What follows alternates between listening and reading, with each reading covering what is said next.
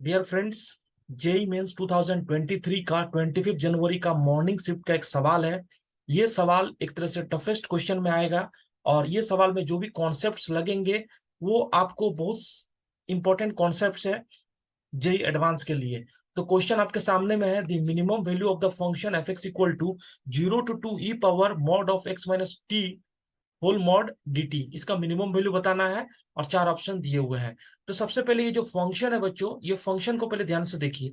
F x equal to 0 to 2 e power mod of x minus t d T.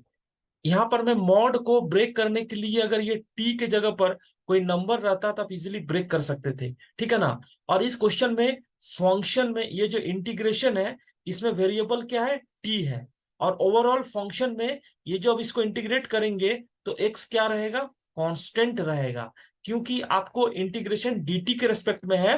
तो t variable है, यहाँ पर मैं variable क्या रहेगा, t विल बी वेरिएबल।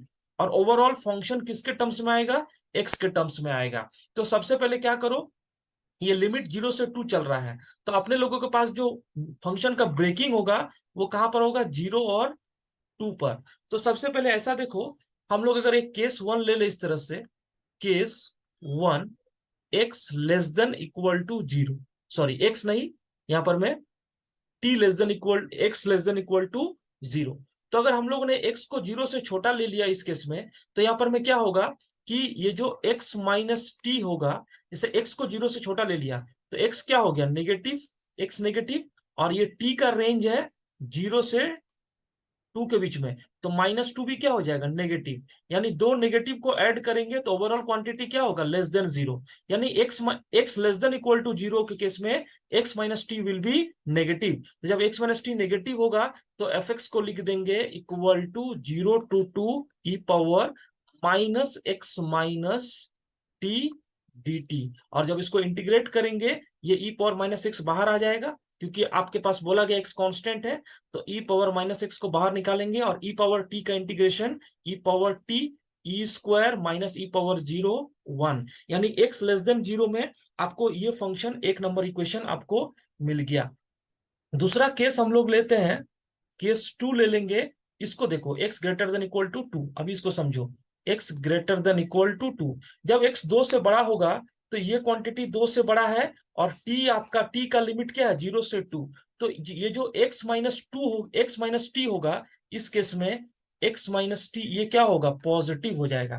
तो जब एक्स माइनस टी पॉजिटिव होगा तो इस केस में जब एफ एक्स लिखोगे equal to 0 to 2 e power x minus t into d t. यहाँ फिर से ई पावर एक्स बाहर आ जाएगा, ई पावर एक्स को बाहर निकाल लो, और ई पावर माइनस टी का इंटीग्रेशन, एक माइनस साइन भी आएगा, ई पावर माइनस टी यानी ई पावर -2 माइनस ई पावर 0 1। तो यहाँ पर इसका वैल्यू हो जाएगा minus e power x into ई पावर -2 -1, इसको दूसरा नंबर इक्वेशन, ठीक है ना। ये दो इक्वेशन आपके पास यहाँ पर में मिल गया।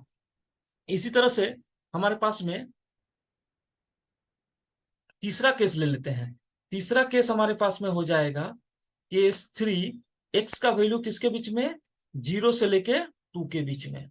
यहाँ पर इक्वलिटी रहेगा, उससे कोई फर्क नहीं पड़ेगा क्योंकि बाउंड्री कंडीशंस है, ठीक है ना। जब x 0 से 2 होगा तो एफ एक्स को दो पार्ट में ब्रेक करना पड़ेगा, एक तो 0 to x और प्लस x to 2।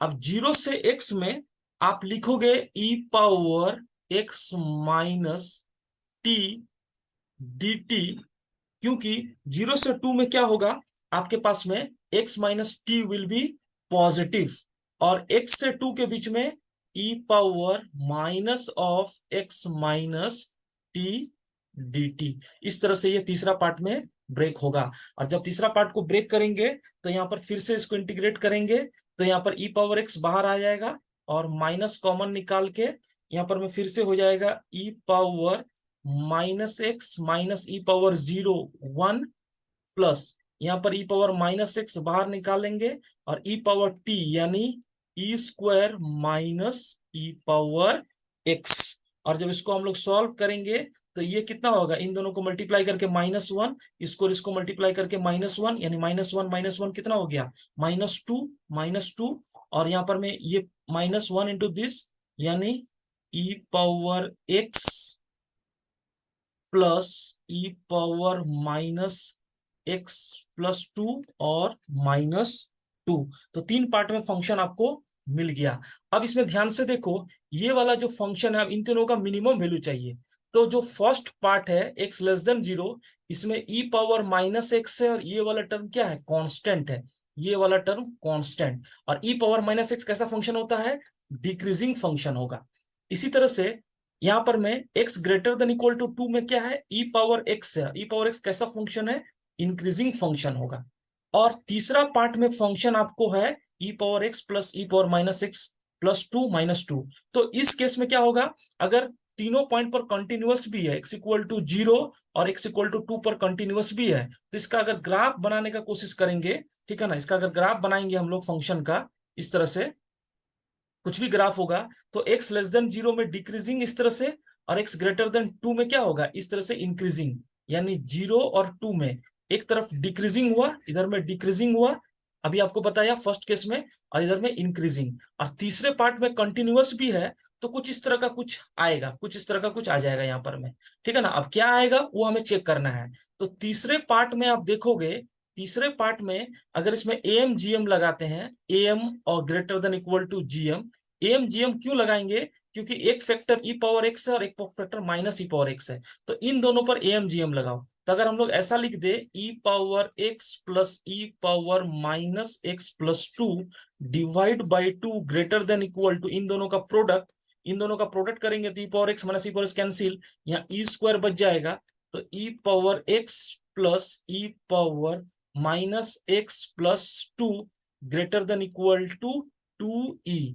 और इसमें जब -2 ऐड कर देंगे, यहां पर में -2 ऐड करेंगे, तो ये जो फंक्शन हो जाएगा, इसका मिनिमम वैल्यू मिल रहा है 2e-2। इसका मतलब कहीं ना कहीं यहां पर में एक पॉइंट होगा जहां पर ये पूरे फंक्शन का मिनिमम हो जाएगा, एफ मिनिमम, और ये कितने के बराबर होगा, 2 × e−1।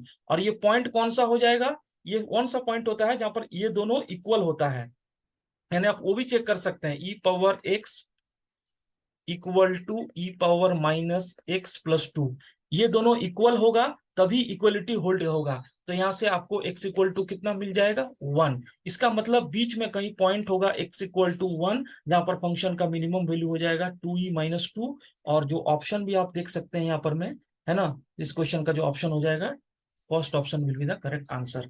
इस तरह से सवाल को सॉल्व करेंगे। Thank you my dear friends.